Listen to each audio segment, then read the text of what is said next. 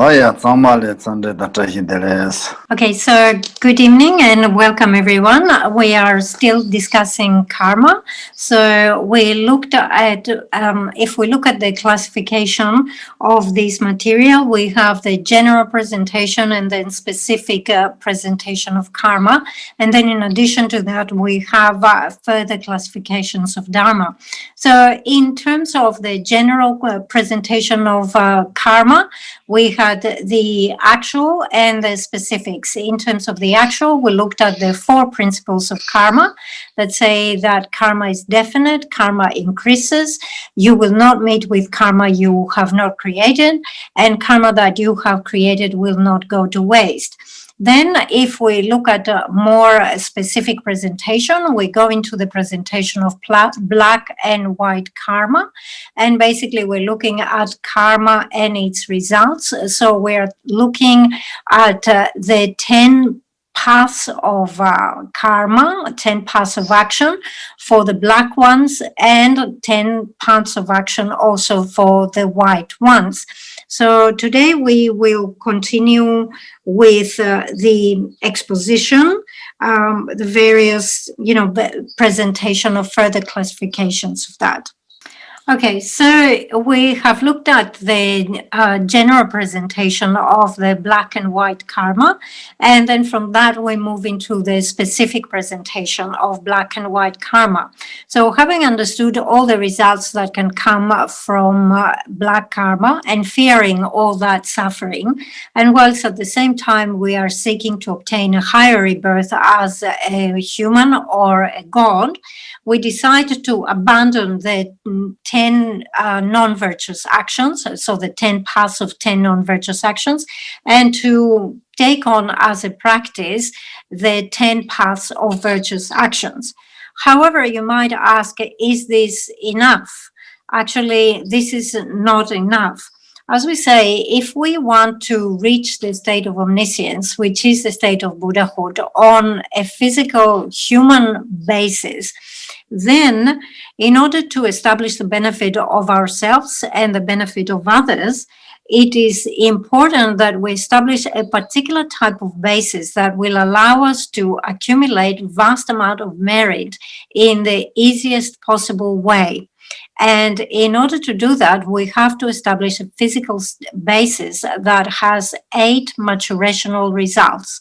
So today we're going to look at those 8 maturational results.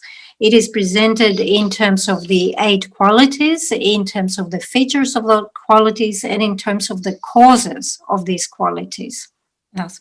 Okay, so let's first of all give the list of those 8 maturational qualities. The first one is that you will have excellent lifespan. The second one is that you will have excellent complexion. The third one is that you will have an excellent lineage. The fourth one is that you will have great power. The fifth one is that you will have trustworthy words. The sixth one, you will be renowned for having great power. The seventh one, you will be a male. The eighth one, you will have strength. So these are the qualities. Let's look at the functions of these qualities. The first quality is that you will have excellent lifespan. Excellent lifespan actually means that you will live for the entire lifespan that was projected for this particular lifetime. So your lifespan will not be short. It means you will live the full length of your life. And that allows you to have a long time to build up your accumulation of virtue for the sake of yourself and the sake of others. For the second one, that you would have a very good complexion. Actually, this is a reference to your appearance. You would have a very beautiful, striking appearance. And when others see you, they like you, they pay attention to what you say and so forth. Okay, we continue with number 3. Number 3 is your lineage. So it indicates that you will have a high birth. You will be born in a high lineage, high family. And that means that when you give instructions or when you give advice, others will have the tendency to follow rather than react and go against what you say. The next one is that you will have power. And power here translates as you will have a great number or abundance of resources and helpers. So with the money that you have, the resources you have, you can practice generosity. And by practicing generosity, you can actually attract disciples, you can benefit them, and eventually you can bring them into maturity. The next one is that your words will be trustworthy. And that means that when you speak and when you give advice, others will tend to listen to you. And this is a very good way for maturing sentient beings. Okay, we continue with the last 3 in our list. And number 6 is that you have great fame for your powers. Actually, that means that you have qualities and you are renowned for having qualities. And since this is the case, other people tend to gather around you and they tend to listen to what you say. So people will come and help and contribute. So you will gather a lot of people around you. The next one is being born a male, and the function of that is that you become the vessel for many good qualities. You will have the confidence to be amongst other men. You will have the confidence to travel alone or to live in an isolated place and so forth. The last one is having strength. And the strength here is strength in terms of your body and strength in terms of your mind. And that means that whatever activity, whatever task you undertake, you will do it with a lot of power, with a lot of energy, determination. You will not become you will do it enthusiastically and you will not get tired by carrying this. So that means you will complete the task. Okay, so we have talked about those 8 qualities and the functions of those 8 qualities. We're now going to look at the causes that establish them. The first thing that we're dealing with is having a long life. So what is it that establishes a long life? First of all, is not harming others. Secondly, not rejoicing when you hear that someone you dislike, such as, for example, your enemy has died. Thirdly, motivated with affection, always offer food, especially to those who are hungry. And further, you can save sentient beings who are destined to be killed or are about to die, their life is in danger, and so forth. Okay, so the first 2 reasons, as you can see, for establishing long life is to give up harming and not rejoice if your enemies are in danger or have died. Okay, the second one is having a very good complexion. It's not just your complexion, your whole appearance is very appealing. So in order to do this, we need to, first of all, abandon things that establish a bad appearance. And that is, number 1, criticizing the appearance of other people, especially if they happen to be not very pleasant or not very beautiful. And secondly is creating obstacles or destroying or not making offerings to the 3 objects of our refuge and stupas and so forth. Having abandoned those, it is also important that we establish the causes that establish a beautiful complexion, beautiful form and body.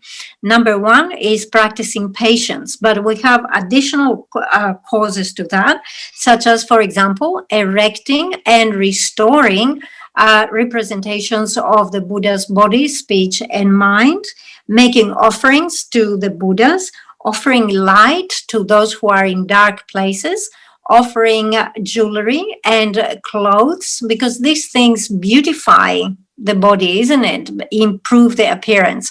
So making these types of offerings establish conditions for looking good.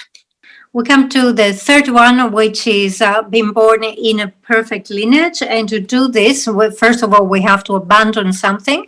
We have to abandon pride for thinking that we are in a good lineage, in a good family, and looking down upon others who are not in the same type of lineage. And secondly, we must practice respect towards the elders, those who have more qualities than ourselves, towards our gurus, the three jewels, and so forth. We come to the fourth one. The fourth quality is having excellent power. In order to establish excellent power, first of all, you must remove or abandon some adverse conditions. Adverse conditions for power is to be stingy, to lack generosity, not to make offerings, and engage in divisive speech. In terms of the things that you need to establish, you need to practice, is to make offerings and honor your parents who have benefited you, offer support to those who are sick and destitute, offer help to those who have traveled a long way and they are tired from their travels, and then offer whatever necessities are required to those who teach the Dharma, to bodhisattvas, to your guru, and all those who have qualities. Okay, we come to the next one. The fifth one is that you have trustworthy words, and this comes from abandoning the non-virtuous actions of the speech. So anything such as lies or divisive speech or idle gossip or harsh words and things like that need to be abandoned. What you have to do is you speak in a way that is honest and straightforward, and also use consolatory words. So, for example, if there are two parties that have fallen out, it is very good to speak in a way that will reconcile these two. Okay, we come to the sixth one, which is you are renowned for having great power.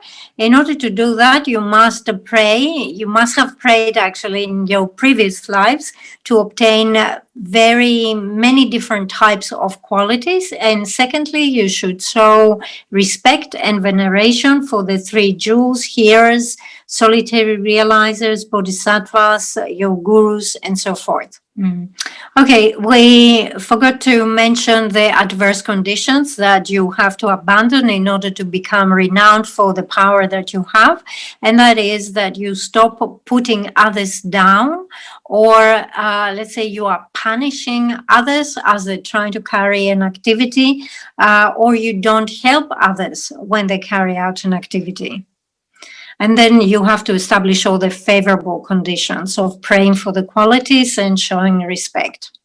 Okay, now we're looking at the seventh one, which is to be born as a male. What are the causes establishing that? Is delighting in the attributes of a male, not delighting in the attributes of a female, seeing as a fault, as a drawback to be born as a female, and rescuing those whose male organs are about to be removed or castrated. Okay, so the eighth one is strength. So we're looking at the causes of developing strength. So first of all, you have to abandon some non-conducive conditions. And this is, for example, rejoicing in the misfortune of those that you dislike. So if you hear that your enemy has fallen ill or is experiencing some difficulty, to rejoice in that is going to reduce the amount of strength that you have. And also, in addition to that, not helping in cleaning the basis of the representations of the three jewels. In terms of the favorable conditions that establish great strength is, for example, nursing those who are sick, offering food and drink to those who are hungry and thirsty, offering medicine to those who are sick.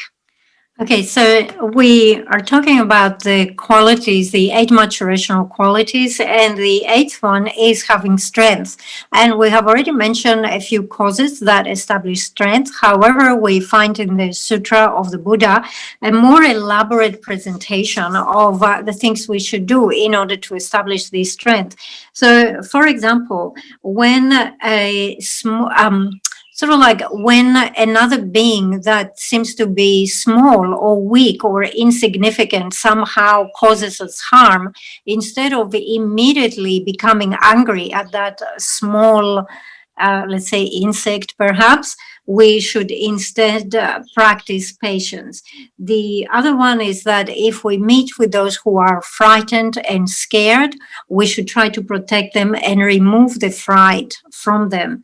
If we meet with those who are sick, we should make every effort to restore the health and support the good health of those beings.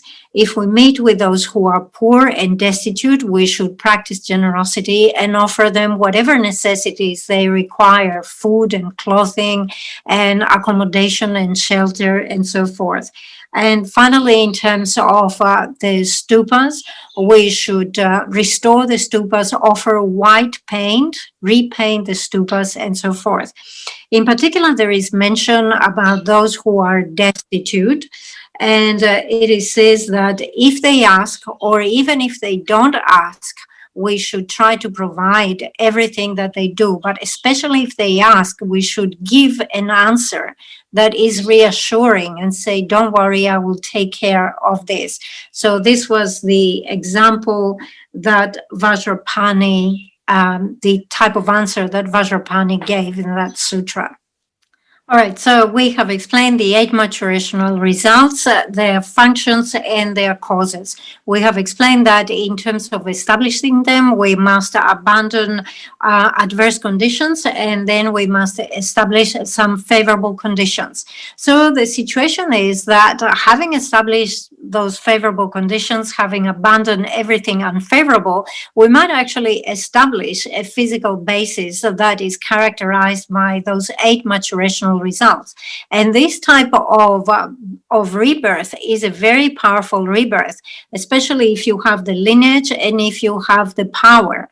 If it is not used for the sake of establishing virtue, it can actually create a lot of negativity. So this is something that we have to be very much aware.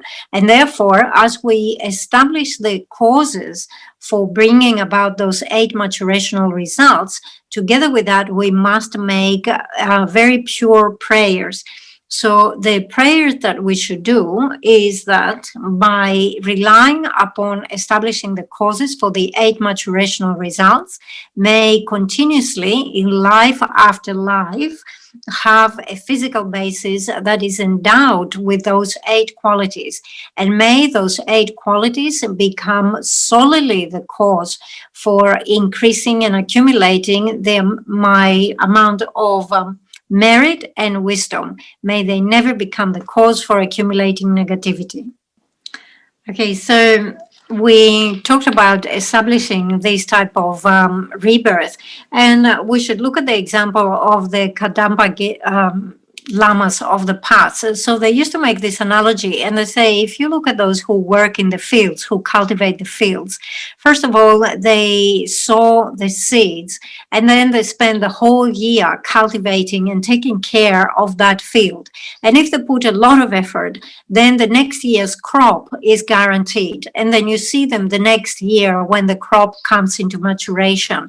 They can actually harvest, they will have a bountiful harvest and will enjoy the fruits of their labors. So actually, we are in a very similar situation. The fact that now we have a human body, a human rebirth, and we are as fortunate as we are, is because in our previous life, we have worked very hard.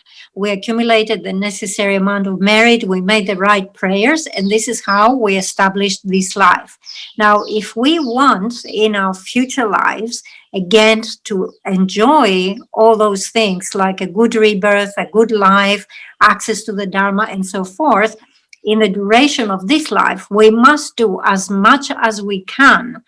Within our capacity, we should try absolutely our best to build up our accumulation of merit and continuously make prayers to say, may I continue with a good rebirth again and again, all the way until I reach Buddhahood. Okay, so we have explained we have given the general explanation of karma and specific explanation of karma. And what follows after that is how to actually engage in virtue and avoid non-virtue, having understood the principles of karma. So the first thing to understand here is that, of course, we have given a presentation of karma, the general and the specific. However, this whole issue of karma and the results that come from that, in fruition from that, is a very difficult subject. And therefore, it is very difficult to ascertain the meaning, to find certainty in relation to karma. Karma is a very subtle, is a very difficult subject to comprehend. It is not obvious. It is something which is very obscure. We say that it is difficult, for example, to have realization of emptiness. However, to have a correct understanding and realization of karma is even more difficult than that. And therefore, we cannot just leave it at this initial presentation. It requires quite a lot of effort from our side. So we have to contemplate karma again and again, and we have to read. We have to read extensively.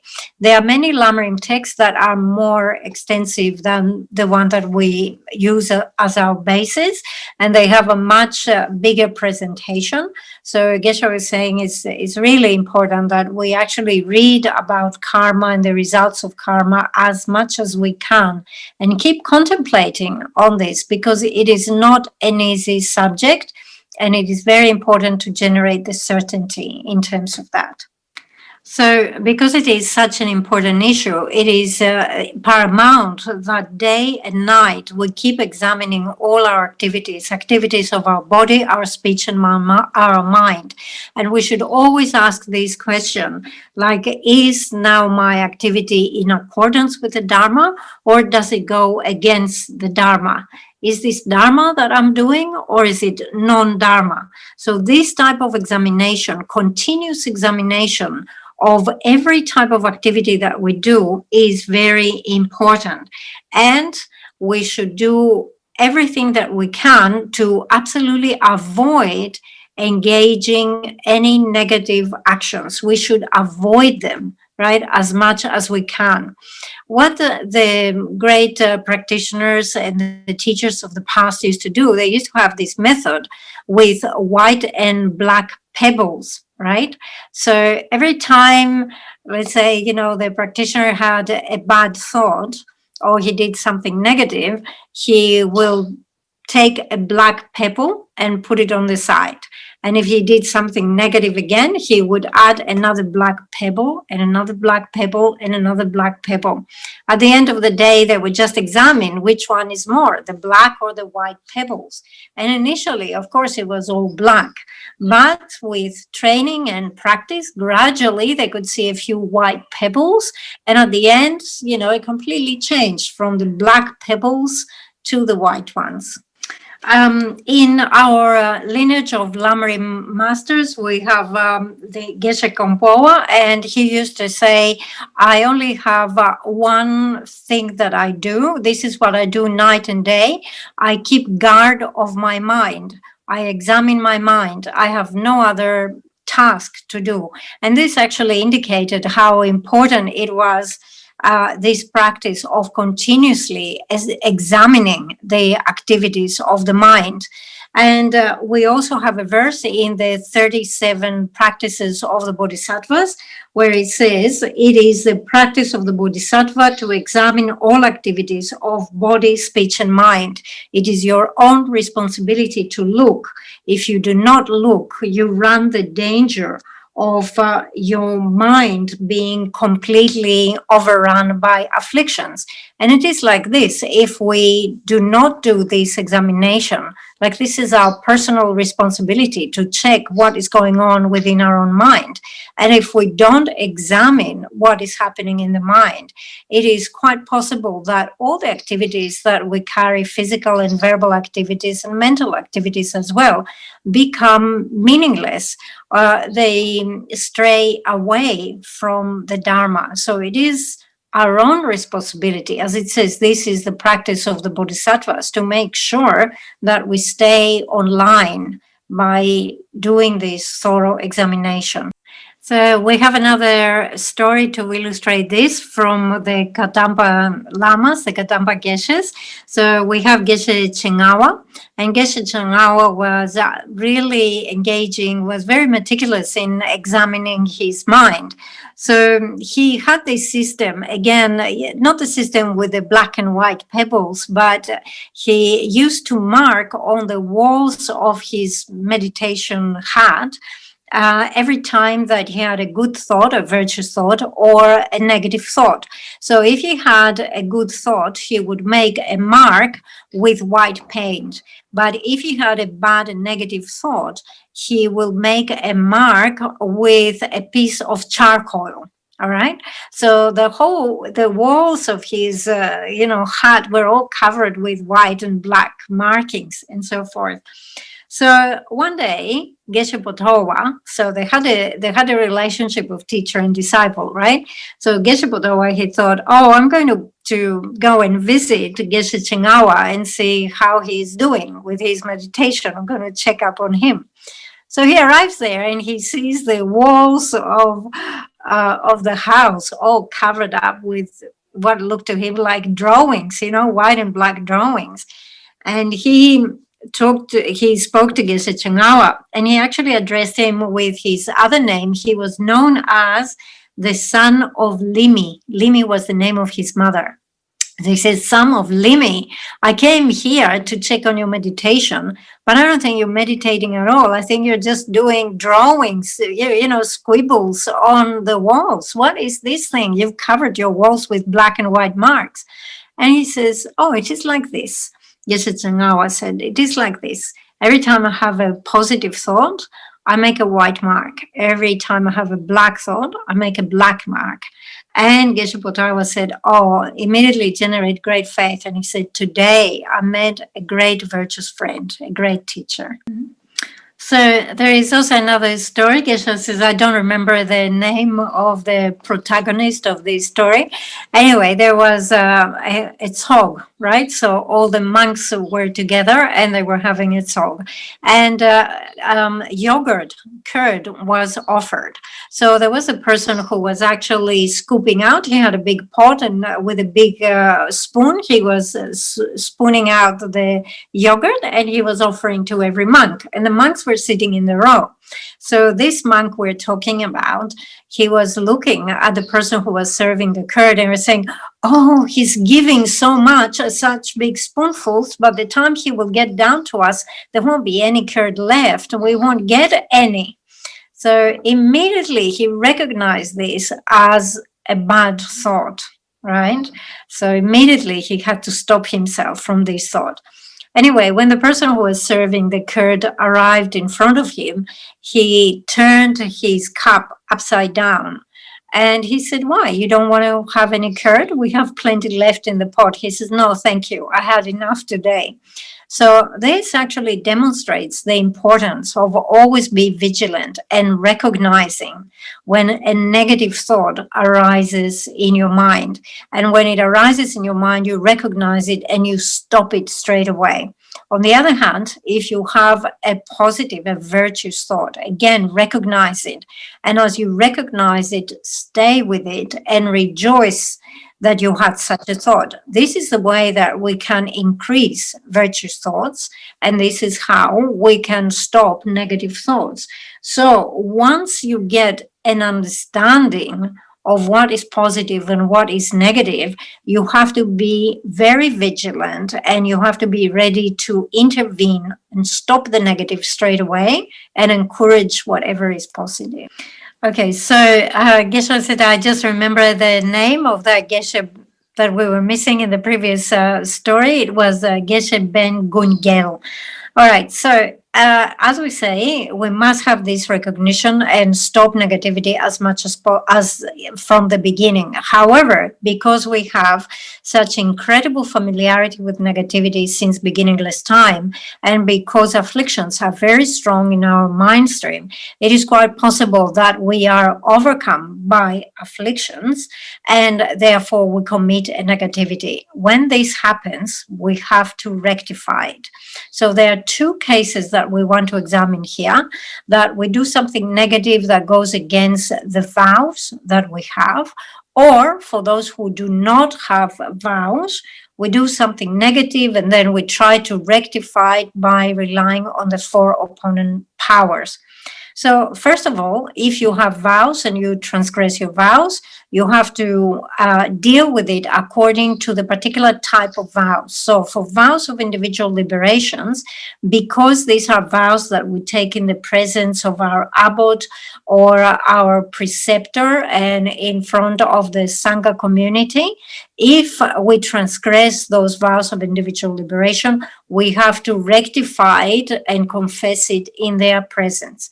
In the case of the Bodhisattva vows, since these are vows that we take in the presence of Buddhas and Bodhisattvas, we have to rectify any transgressions of Bodhisattva vows in the presence of Buddhas and Bodhisattvas.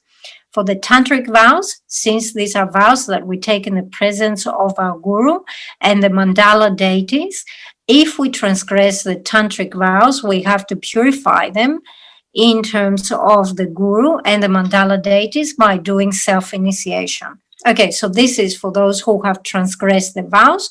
For our others who have done natural negativity, they have to rely upon the 4 opponent powers. So not transgression of the vows, but other types of negativity. Okay, so we're looking now at how to rectify faults and negativities by relying on the 4 opponent powers. The 4 opponent powers are, first of all, the power of repudiation. The second one is the power of fully applying the antidote. The third one is the power of restraint. And the fourth one is the power of the basis. So the first one, the power of repudiation. So we have to consider that since beginningless time, we have accumulated like countless types of negative actions. And we have explained that for each one of those negative actions, there are going to be 4 types of results. We have the maturational result. We have the result that is concordant with the cause, and it can be concordant with the cause in terms of the experience or concordant with the cause in terms of the activity. And finally, we have the environmental result. So considering that we have accumulated massive amount of negativity, we need to generate intense regret for all of this that we have. Now, that regret is said that it has to be similar to the regret that you have when you find out that you have digested poison. So imagine if you find out that you have ingested poison, all this, agony and this anxiety that you will have. So they say the type of regret we should have should be even bigger than the regret that we would have if we knew that we have ingested any poison. And with this, if this regret is sincere, then honestly, from the bottom of our heart, we should regret and see the fault of all this. If this is sincere, the first one, then the other 3, applying the antidote, restraining yourself, and relying on the basis, will naturally come. So the first one in the list is the most important one. We come to the second one, which is the power of applying the antidotes.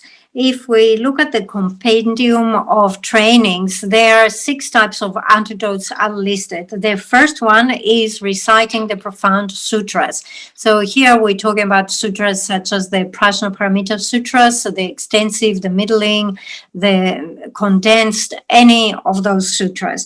The second one is meditating on emptiness. The third one is relying on recitation. So relying on recitation here refers to recitation of mantras such as the 100-syllable mantra, the name mantra of your guru, or the mantra of your yidam, and so on and so forth.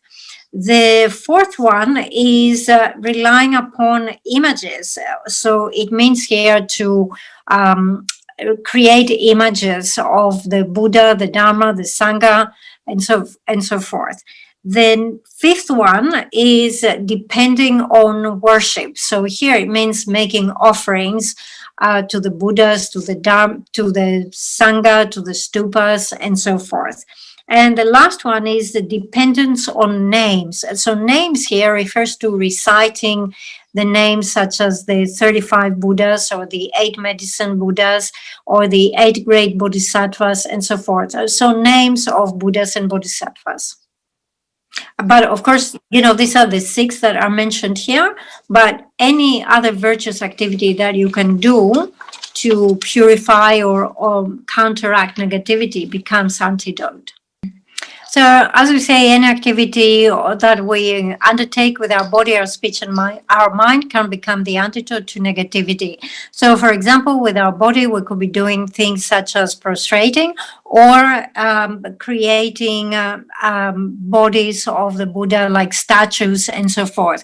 With our speech, we could be reciting texts, reciting mantras, reciting the names of Tathagatas, such as the 35 Buddhas and so forth. And with our mind, we could be going for refuge, generating bodhicitta, contemplating compassion, contemplating the view of emptiness and so forth. All of those things become antidotes. In particular, there are methods that actually establish all 3.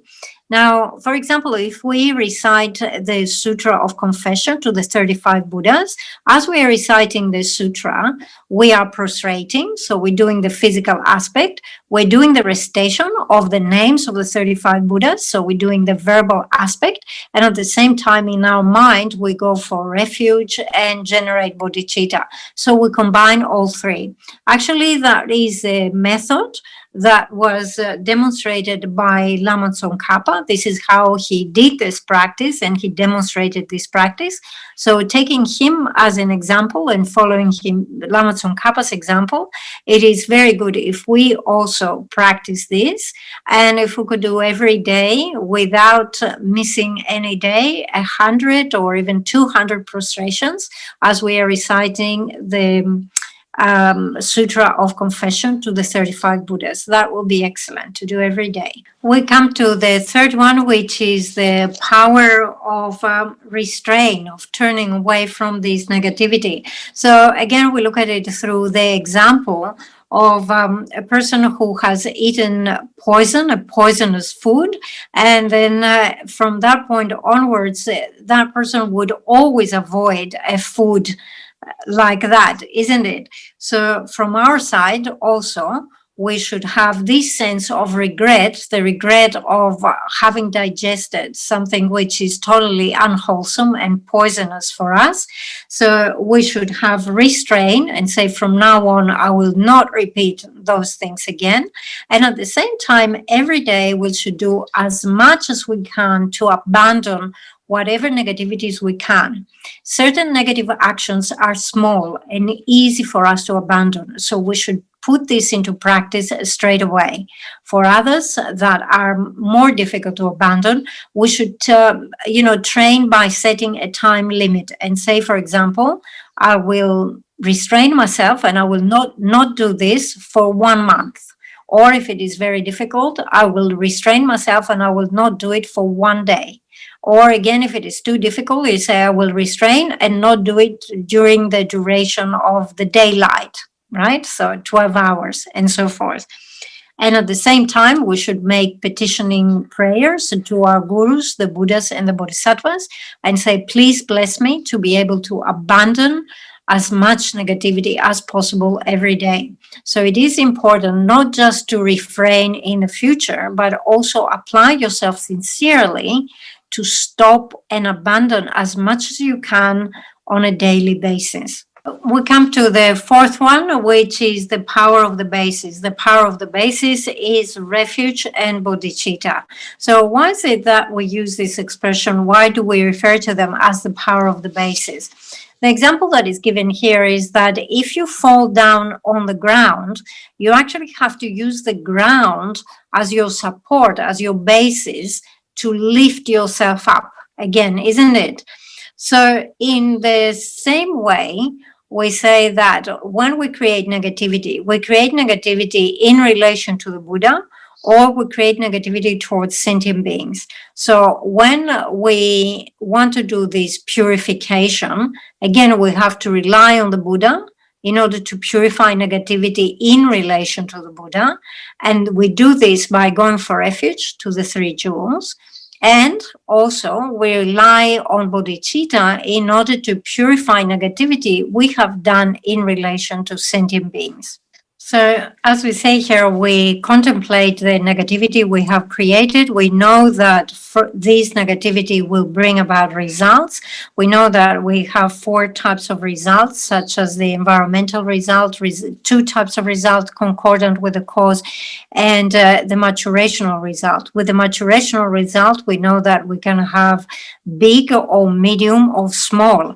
And when we have the maturational result of big negativity, serious negativity, that is to be reborn in the hells. And if we were to be reborn there, we would have to experience extremely heavy suffering for a very long time. Even if we consider other types of rebirths that come from medium level negativity or even small negativity. So we consider all these negativities and we think that it will be very difficult to endure, to tolerate this. So we generate great fear for this type of future suffering. At the same time, we have the faith of conviction that the 3 objects of refuge have the power to protect us. And by combining these 2, we go for refuge. At the same time, we consider that just as in my mind stream, I have so much negativity, there are many others like myself that have very weak root of virtue and they have a lot of negativity. So by thinking about the results that await these other beings, we generate a lot of compassion and love and care for them. And we say, just like myself, they would have to experience suffering. And just as I find my suffering very hard to bear, I find it very hard to think that they have to go through the suffering. So I'm aiming to reach a state of enlightenment in order to benefit and liberate those sentient beings. So these type of thoughts, they lead us to generate the mind of bodhicitta. So we say here that if you employ a method of purification that is complete in the 4 opponent powers, there will be no negativity that is left without being removed and purified.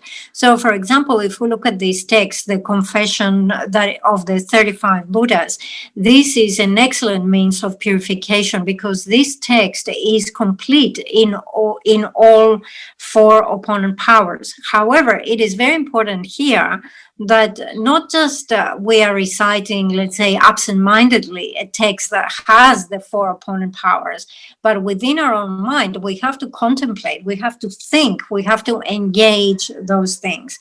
So they say that if your purification is complete in these 4 aspects, these 4 antidotes, opposing powers, then even negativity that is definite to be experienced, even that will be removed. So negativity that is definite to be experienced is the heaviest type of negativity. If that can't be removed, then it goes without saying that other negativity that is smaller, that is lighter than that, will also be removed if the purification process is complete.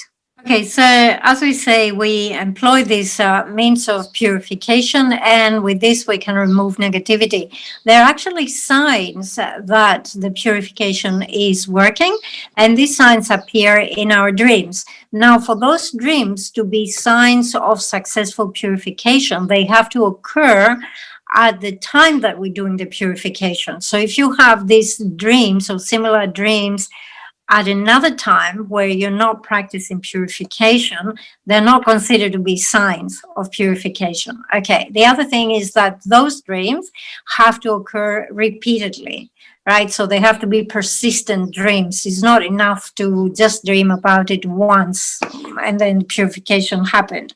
Okay, so these dreams include dreams where you see blood or pus exiting your body, so impure substances exiting your body, leaving your body, or meeting your guru and your guru is giving you teachings and so forth, or wearing clean clothes and so forth. So these types of dreams, they have to occur many times, and they have to occur at the time that you're doing the purification practice. So, of course, as we say, there are these signs in the dreams that are mentioned in the text and so forth. However, the real signs that indicate that purification is taking place is the fact that afflictions within your mind stream are becoming less predominant, they become weaker and weaker. Second, that your faith for the guru, for the three jewels, and for the Dharma increases. And thirdly, that your mind is turning more and more towards the Dharma. Okay, so these are the real signs of purification. Don't just put all your faith on the dreams, right? To indicate to you that you purify the negativity. We actually have a few stories that indicate that complete removal and complete purification of negativity without anything remain is possible if we do these practices properly. So we know that at the time of the Buddha, there was this very, notorious killer, Angulimala, who had killed 999 people. Nevertheless, he met the Buddha and he completely changed his life. And by relying on practices of purification, he removed the negativity, that incredible negativity of having killed so many people. And he reached the state of an arhat. We have another story. It happened again in India. It was an Indian Pandita. He was a great scholar of the three Pitakas. He was an ordained monk. However, he received a defeat. So he broke one of the four major vows. And having broken this, the negativity that comes with that is quite substantial. However, he engaged in very lengthy and very, deep purification. And he actually purified this negativity of the broken vow. And he received many signs and indications that he had purified and removed that negativity. Anyway, at one point he was traveling. Now he was a layperson, right? Because he'd lost his vows. As a layperson, he was traveling, and he reached this point where there was a very strong river, and he needed to cross the river. There was a lot of water flowing very strongly in the river, and there was a boat, a little ferry that was going from one side to the other. But there on the shore was another monk who used to know him from before, from when he was a monk. So, they were, if they were to cross the river, they would have to travel together on the boat. And the monk said, I know you from before. I know you have broken your vows, and this is why you're a lay person now. I don't want to travel with you in the ferry. Like this will end day. I don't want to be in the same space with you crossing the river. And this Pandita said, I have actually purified this sin, this negativity. But the other monk would not believe him, will not have any of this. So the Pandita, he invoked the power of the truth. And he said, if it is true what I say, that my negativity has been purified, let me walk across the water and reach the other side unharmed. If I'm saying a lie, let me sink into the bottom of this river and may I die. And having uttered these words, he started walking on the water. So he was walking as if the water was solid, as if he was walking on earth. So he just walked all the way across to the other side, indicating, through the power of truth, that indeed his negativity has been purified. So there are many stories like this that show complete purification. So having explained this, that by relying on the four opponent powers, you can have complete purification, you might be thinking now that, okay, it's not so serious to commit something negative because I can purify it. Actually, thinking like that is completely the wrong way of thinking. And this carelessness and taking negativity lightly is not appropriate at all, because it is as if you're saying, it doesn't matter if I break my arm or my leg, the bone can always heal. So let's go ahead and break the arms and the legs. So it's the same type of thinking. So we should not be careless with negativity. We should be very careful to avoid it at any cost. when we say that the four opponent powers have the power to purify negativity, what they do is that they purify the maturational result. However, having committed that negativity, the other way that we are affected is that qualities that we would otherwise obtain are going to take an extremely long time to obtain them. So it makes qualities so far away in the future, very much removed in the future. So don't think that it is okay to commit negativity and then you can easily rectify it by confessing and purifying and so forth. All you will do is to remove the maturational result, but it will become very hard to obtain those qualities that you wish to obtain. It will take very long time. Okay, so it is very important, first of all, to come to understand the four opponent powers. So you have to rely on your teacher to explain those to you. And once you have come to know them, it is important to put them into practice. We have to put them into practice repeatedly, continuously and repeatedly, again and again, to the point that we reach the time of death without having any regrets for having left anything unconfessed and unpurified. So just to summarize what we have done here, first of all, we looked at the general features of karma. So we look at the four features: that karma is definite, karma multiplies, that you will not meet with karma you have not done, and karma you have done will not go to waste. We use those four as the reason that is going to prove something. And if you think about it, what you will establish or what you will prove is the certainty that that comes with faith of conviction in the law of cause and effect. And as a result of that, you will definitely modify your behavior so that you will abandon all negativity and establish every type of virtue. So when we say that the result that you induce from that is that you modify your behavior, it actually means that even the smallest negativity has to be abandoned, and you have to strive to establish even the smallest amount of virtue. So in this way, we have actually concluded the first section, which is the actual way to practice in the path that is shared with the individual with a small scope. We will stop here for tonight. And if you have any questions, just send them through a message and we will pass them on to Geshe-la later on. Okay. All right. Okay. So, as I say, we just finished the presentation of the path that is shared with the individual of the small scope. And, the next thing is obviously, the path that is shared with the individual of the middle scope. But before we get into that, Geshe-la was saying, I had this idea. Having presented this to you, I was just thinking, I wonder, what did you get out of those teachings, right? So having presented this, do you have any special feeling? Do you have any understanding?